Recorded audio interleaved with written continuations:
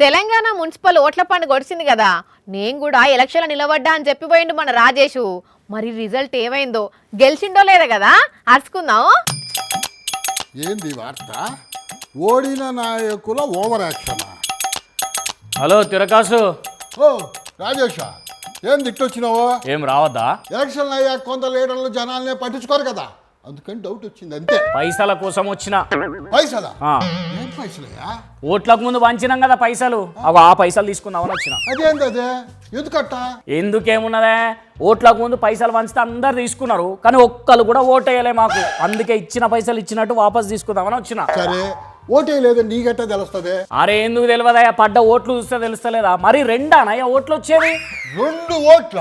అదే కదా, అండ్లో ఒకటి రేసికటి రాజమ్మది, కండ్లు చక్కగా కనిపించక నాకేసినట్టున్నది.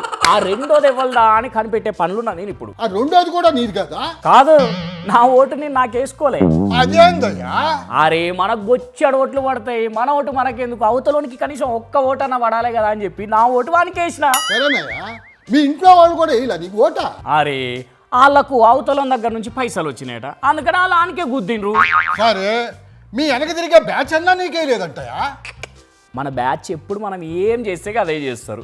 నేనేం చేసినా అవతలోనికి గుద్దినా కదా, మా వాళ్ళకి చెప్పిన అరే నేను బయటోనికి గుద్దినా అని, వాళ్ళు నా మాట మీద వాళ్ళు కూడా ఆనికే గుద్దిండ్రు. సరే ముచ్చట తర్వాత, ముందు పైసలు. నేనెందుకు ఇస్తానయ్యా నీకు డబ్బులా? ఓట్లు వేయని వాళ్ళని అడుగు, నా ఓటు నీకే వేసా. ఆ రెండో ఓటు నాదే. నిజమా? ఒట్టు ఒట్టు నేను వేసా నీకు ఓటు, నా కొడుకు మాత్రం వేయలే. నీ కొడుకు వేయలేదా? అని పేరేందో చెప్పు. అసలు పేరే లేదయ్యా వాడికి. అదేంటి పేరు లేకపోయిందా? వాడు అసలు లేడు కదా, అసలు ఉంటా కదా. మరి కొడుకే వేయలేదన్నావు? కొడుకు లేడు కాబట్టే వేయలేదన్నా. ఇందుకేనేమో నీకు తిరకాసు అని పేరు పెట్టినట్టున్నారు మీ వాళ్ళు. ఓ డిబ్రీ ఫెల్లోస్, ఏం చేస్తున్నారు మీరు? ఏమన్నా అర్థమైతుందా? ఇంట్లో అర్థమయ్యేదేమున్నది, ఇచ్చిన పైసలు బట్టలు సామాన్లు అన్ని రిటర్న్ తీసుకుంటున్నా. గట్లా తీసుకుంటారా ఎవరన్నా? ఎందుకు తీసుకోరు? మేడ్చల్ జిల్లా 3 చింతలపల్లి 12వ వార్డులో ఓడిపోయిన కాంగ్రెస్ లీడరు ఎం జ్యోతి ఓట్లకు ముందు వంచిన చీరలన్నీ వెనక పట్టుకొచ్చుకున్నది తెలుసా? అవునా? అరే నిజం, కావాలంటే చూడు.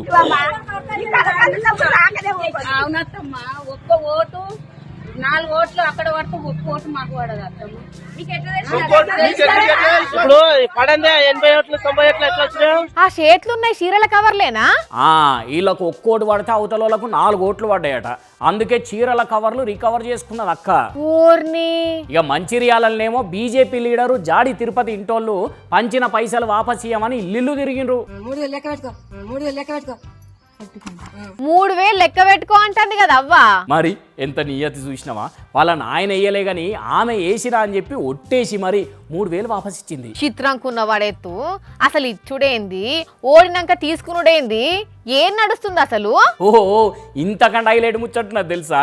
భద్రాద్రి కొత్తగూడెం జిల్లా అశ్వరావుపేటలో ఉన్న మున్సిపాలిటీ 10వ వార్డు కాంగ్రెస్ వాళ్ళు పంచిన కుక్కర్లు వాపస్ ఇవ్వాలని ఆగం చేస్తే పబ్లిక్ ఏం చేసిండ్రో చూడు. ఇక చెప్పు, వాళ్ళంతా జయంగలేంది, నేను పంచిన అడుగుడు తప్ప? ఏ ఊకో, సిగ్గుండాలి గింతనన్న. ఎట్లనన్నా చేసి గెలవాలన్న ఆశ కొద్ది వంచినవు, పబ్లిక్ మీద ప్రేమతో చేసి రాయమన్నా.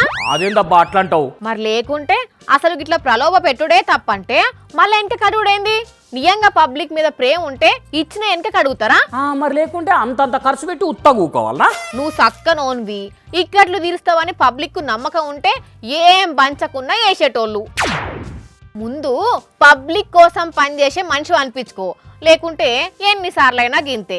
ఎలక్షన్లకు ముందు ఓట్లు అడుకోవాల్సి వస్తుంది, అటెంకా ఇచ్చినే అడుకోవాల్సి వస్తుంది. ఆమె అట్లానే అంటది కానీ ఇచ్చిన పైసలు నాకు వాపస్ ఇయ్యాయి నువ్వు అయితే. యో చెప్పాను కదా స్వామి, ఆ రెండో ఓటు నాదేనా? సర్లే, నేను ఇంకో ఇంటికి పోతా. తిరకాసు, నిజంగా ఓటేసినావా నువ్వు?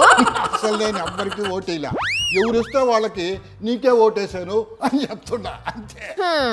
యదా లీడరు తదా పబ్లిక్, వాళ్ళు అట్లనే ఉన్నారు, పబ్లిక్ అట్లనే ఉన్నారు పాటు. కానీ చిత్రం చూడుండ్రుల్లా, ఒకప్పుడు సాటుగా జరిగేటి కాస్త ఇప్పుడు ఇట్లా మేం పలానా వంచినాం మాకు ఇయ్యుండ్రి అనే కాడికొచ్చింది కథ. గిట్లుంటది ఓట్లప్పుడు మనోళ్ళతోటి.